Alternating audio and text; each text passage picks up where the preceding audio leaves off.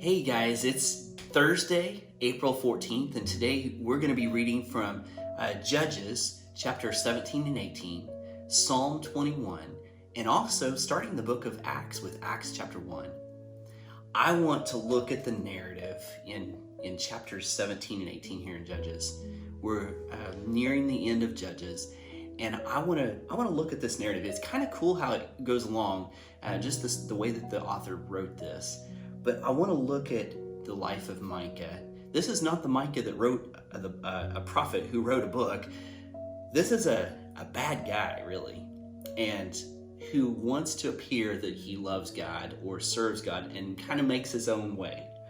But he basically steals some money from his mom, some silver, a bunch of silver, and she is upset. She's cursing about it, and she... she's trying to find it. He comes to her and says, "Mom, I'm the one that has it." And she's like, "Oh, bless you. That's fantastic." And she goes on to say, I'm gonna take this silver and I'm gonna make an image for you, overlaid with silver. And she said, I'll give it back to you. And so she does, and she took a bunch of this silver and had an image made into an idol for her son. Well, Micah, he puts this in his house, and he goes on to make a shrine, and he makes an ephod. And an ephod is basically, it's an apron that a high priest would wear, somebody that God had ordained to wear this to represent and go to God on behalf of the people. He makes his own ephod for his son to be his priest.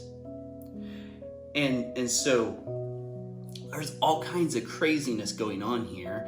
And you think about how Moses had taught the Ten Commandments, and one of those things was, you shall not make for yourself an idol.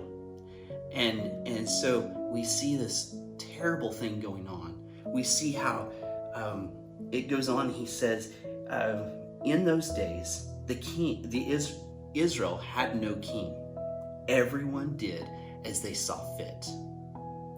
This is absolute spiritual chaos. It's craziness going on.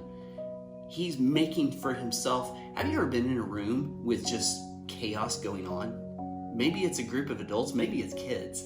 But if there's no order, there's no one in control, no one in charge, and it's just total chaos, and it's not peaceful. It's not good. So that's what's going on here, is total chaos in the life of the Israelites. They had no leader. They had forgotten that God was their king. And so now he makes for himself a priest in his own son.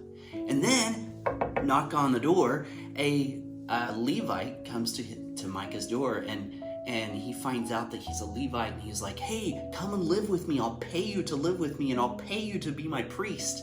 And the Levite says, "Okay, well, I'll do it." And he lives with him and accepts that. And so the craziness of this is, Micah is trying to cover up his sin. He's trying to make less of what his sin is. He's trying to make it look like there's no problem here.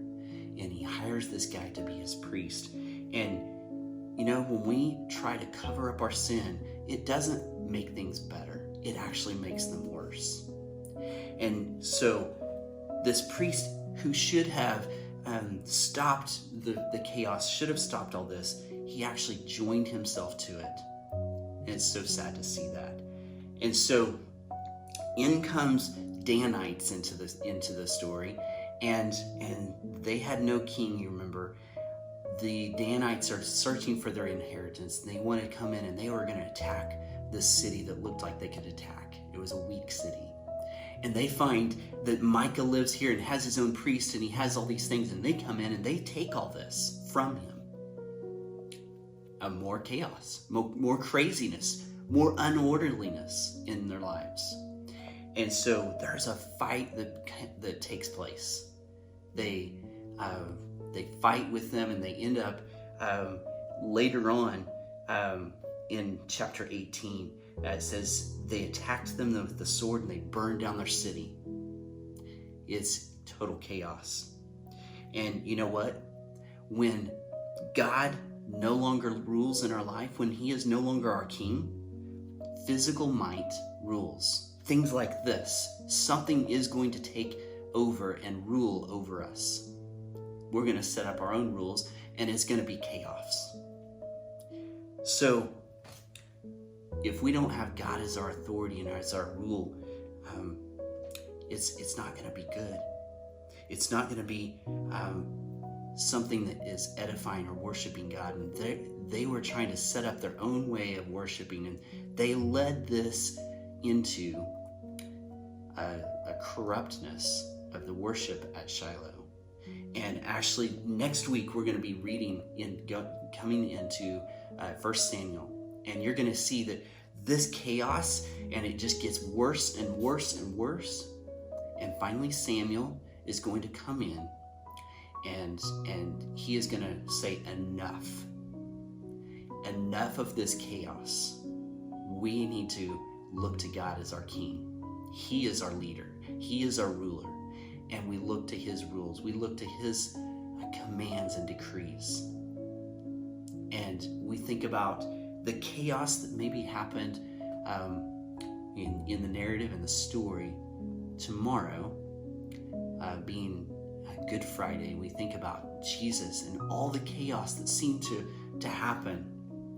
People being confused and shouting, crucify him, and Jesus is sent to the cross, and it seems that chaos has won.